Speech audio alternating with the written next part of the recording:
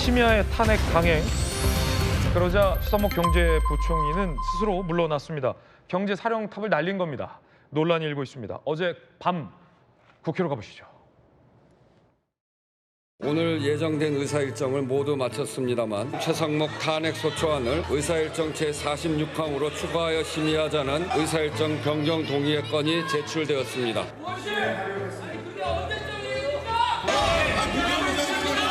투표 결과 최상목 탄핵소추안을 의사일정 제46항으로 추가하여 심의하자는 의사일정 변경 동의의 건은 가결되었음을 선포합니다.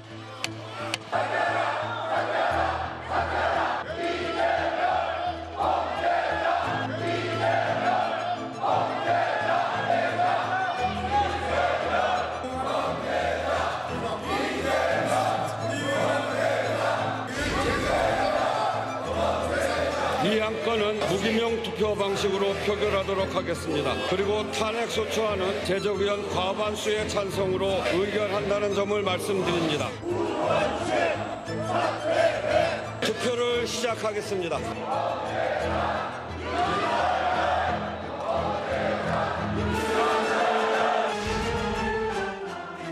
조금 전에 국회법 제119조에 따라 정부로부터 기획재정부 장관 최상목 면직이 통지되었습니다. 이에 따라 탄핵소추 대상자가 없으므로 투표를 중지하겠습니다. 이 안건에 대한 투표는 성립되지 않았음을 선포합니다.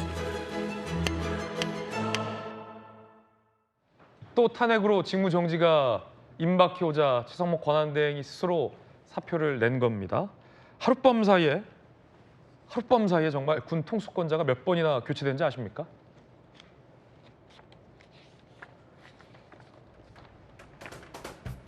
자, 최상목 탄핵안 민주당 주도 법사위 통과했고 본회의에 표결이 진행될 때 최상목 경제부총리가 사직을 했습니다. 한덕수 대행이 수리를 했고요. 이조 교육부 장관이 권한 대행의 대행, 대대대행을 맡게 됐습니다. 한덕수 대행에서 다시 넘어간 거죠.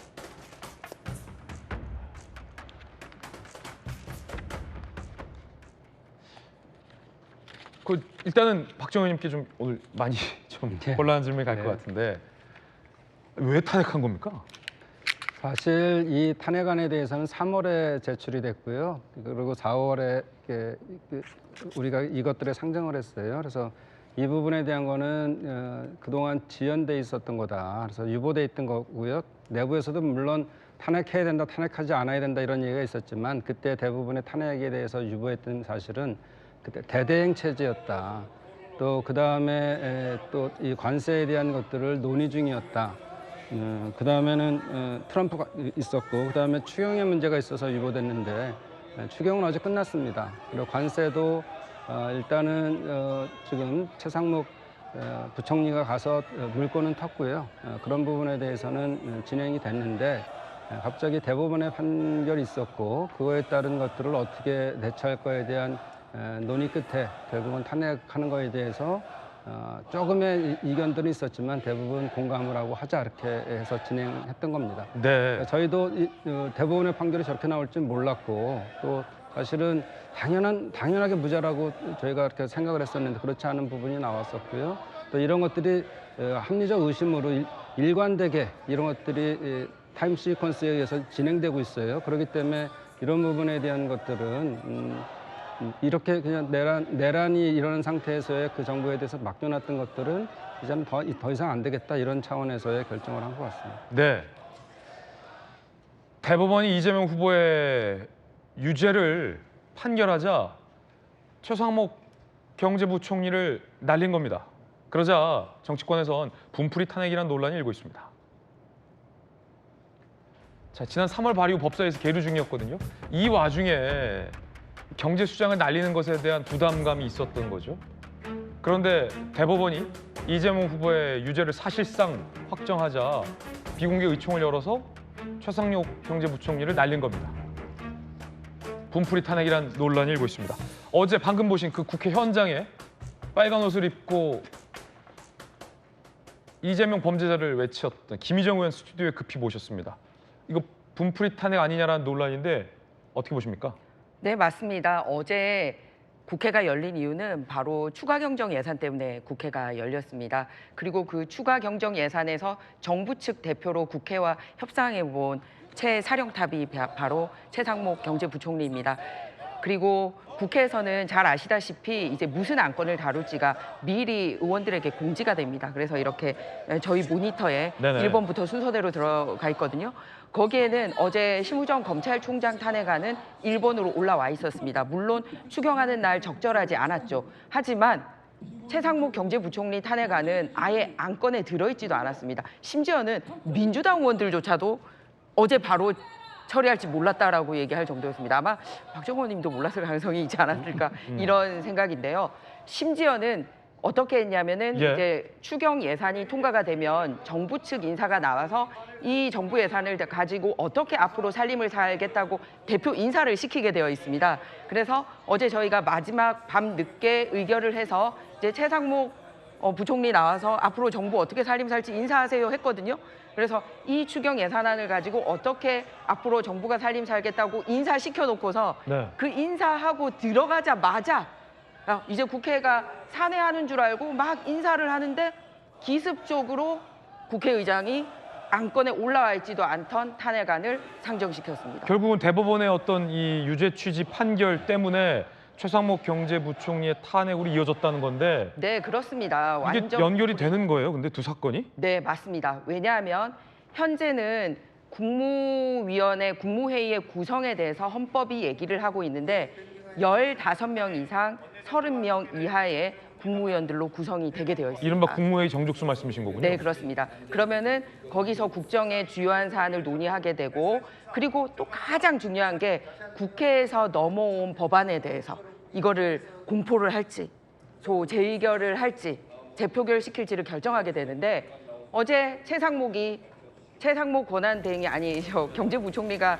탄핵이 되거나 어쨌든 탄핵 전에 억지로 사표를 냈습니다만 14명이 돼버렸습니다. 이제 국무위원은 14명이다. 그렇습니다. 그런데 그래서 2009년에도 비슷한 논란이 있어서 제가 그때 취재했었는데 법제처 해석에 따르면 이 15명 정족수는 현재 인원을 기준으로 하는 것이 아니다. 그러니까 국무회의와 이 정부가 출범할 때 국무회의가 15명 이상의 네. 국무위원들이 있을 때가 되는 거고 사임 등의 이유로 14명이 되더라도 국무회의는 무력화되지 않는다. 이 입장을 법제처가 냈었죠. 맞습니다. 예. 아주 정확하게 기억하고 계시네요.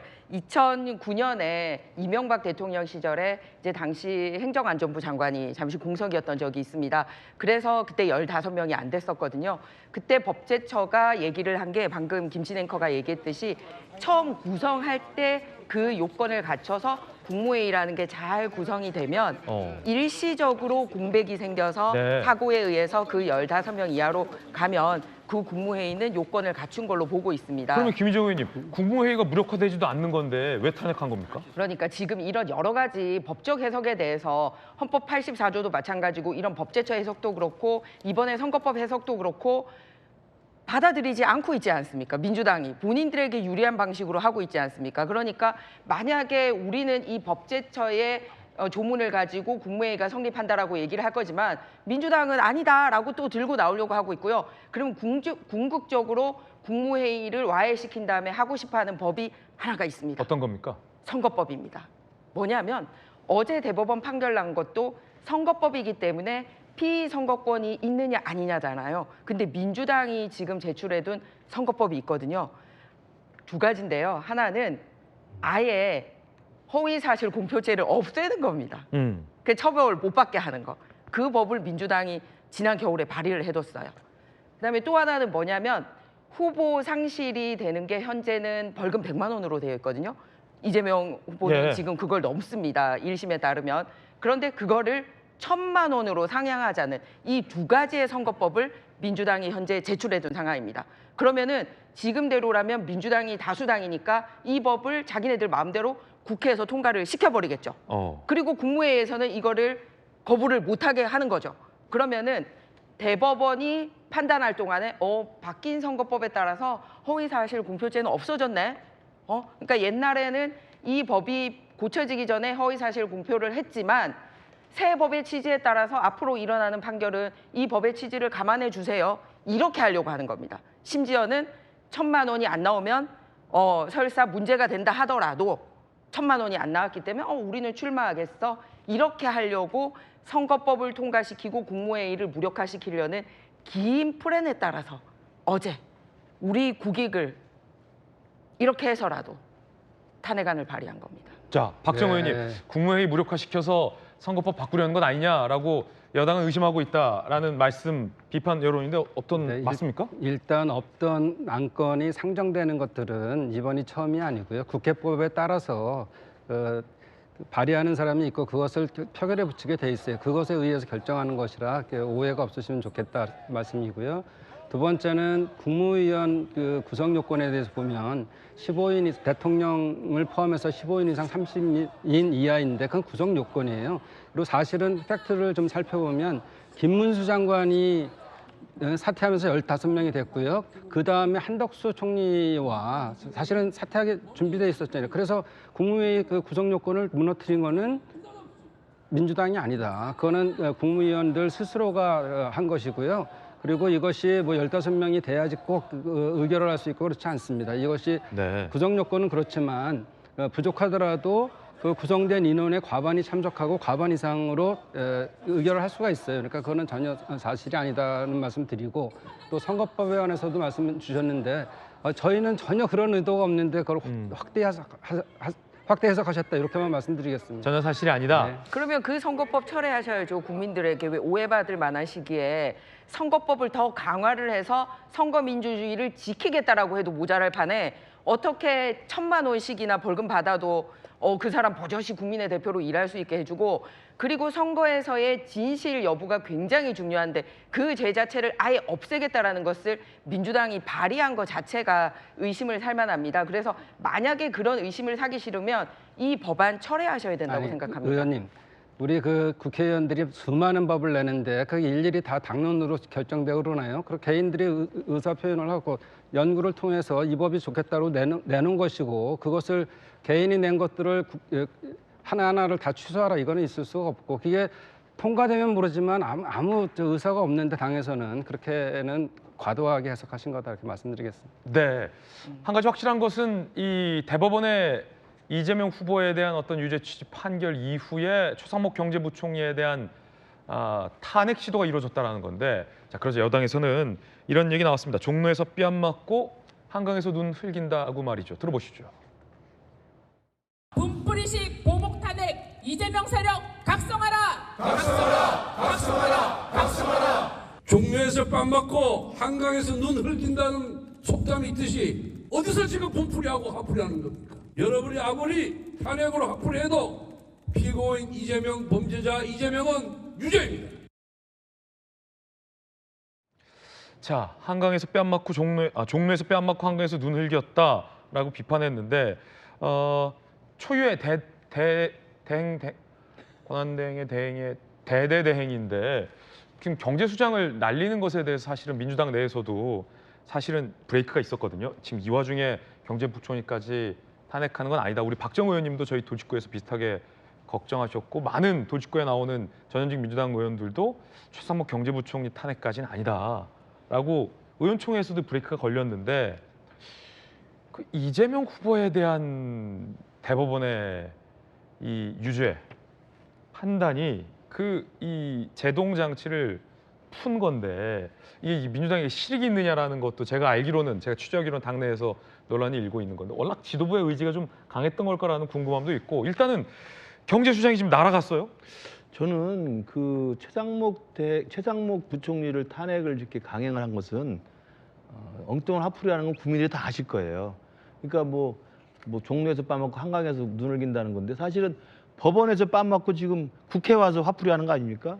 장소리 이야기하면 서초동에서 뺨 맞고 여의도 와서 화풀이하는 건데 이걸 느닷없이 난데없이 우리 김희정 의원님 설명 잘 하셨습니다만 의사 일정 안에 없는 걸 갑자기 올려서 했다는 것은 누가 봐도 그냥 화풀이라는 것 생각밖에 안 들고요. 저는 민주당이 제가 안타깝게 생각하는 것은 그 원내 지도부가 일부 소수의 강경 세력에 의해서 좀 너무 끌려간다는 생각을 많이 해요. 그러니까 모르겠습니다. 의원총회를 긴급하게 열었기 때문에 어제 의총에서 민주당 의원들이 어떤 이야기를 했는지는 박정호 의원님은 아시겠지만 지금 대선이 30일 정도 남은 상황에서 지금 최근까지 이재명 후보의 행보가 뭐였습니까? 중도 보수라고 자기 스스로 이야기하고 계속 중도층을 위해서 뭐 한다고 이야기했었지 않습니까? 그러다가 어느 날 갑자기 대법원에서 파기환송에 대해서 유죄 취지로 나오니까 그 중도 지향으로 가겠다는 그동안의 행보는 그냥 하루아침에 가버리고 최상목 부총리에 대한 탄핵안 발의했던 걸 몇 달 전에 했던 걸 끄집어내서 갑자기 탄핵을 시킨 거 아니에요. 그러니까 저는 민주당의 원내 지도부가 왜 저러한 결정을 했는지 도저히 이해가 되지 않고 모르겠습니다. 강경 세력들을 결집을 해서 끝까지 30일 동안 끌어서 가보자라고 아마 생각을 한 것 같은데 이게 과연 민주당 스스로에게 도움이 될지는 저는 민주당 내부에서도 굉장히 많은 문제제기가 있을 거라고 생각을 해요. 결국은 국민들이 판단하게 돼 있습니다. 국민들이 어떻게 생각하고 어떤 후보를 선택할 것인지에 대해 다 알고 있기 때문에 저렇게 자기 지지 세력을 결집한다고 해서 국민들의 판단이 바뀌는 거 그렇게 되지 않습니다. 그래서 민주당이 가장 큰 패착 중에 하나가 엉뚱한 화풀이로서의 최상목 총리에 대한 저는 탄핵이라고 생각을 합니다. 어제 이제 최상목 경제부총리에 대한 이 탄핵 표결을 강행하기 전에 나왔던 좀 반응들이 있는데 한덕수 대행의 사퇴, 대법원의 이 유죄 취지의 파기환송 이 둘이 짜고서 이른바 사법 쿠데타를 일으킨 것 아니냐라는 어떤 격앙된 반응들이 있었거든요. 그러면서 이제 한덕수 대행이 사퇴를 하게 되면 최상목 부총리가 대통령 권한 대행이 되기 때문에 마침 탄핵안을 발의해 놓은 것이 있기 때문에 근데 그 내용이 40여 김명 안 해줬다 등등등 포함이 돼 있어서 좀 철진한 탄핵 사유다라는 논란도 현재 일고 있습니다만 어떻게 보십니까, 김희정 의원님? 이게 민주당에게 좀 실익이 있을까요? 어떻게 보십니까? 일단 어제 민주당이 의원총회를 통해서 나와야 되는 거는 저는 대국민 사과문이었다고 생각을 합니다. 그랬다면 오히려 민주당이 더 득점했을 수도 있었다고 생각합니다. 그러면서 뭐 차분하게 법적 대응을 하겠다 그러면 국민들이 그래 어느 쪽이 맞는지 지켜보자 이럴 수 있는데 정말 저렇게 과도하게 반응하고요. 물론 누구도 이런 판결이 나와서 후보를 바꾸지 않을 거라는 것 예상을 많이 했습니다. 이미 판결들이. 왜냐하면 민주당이 이미 한쪽으로 치우쳤기 때문에.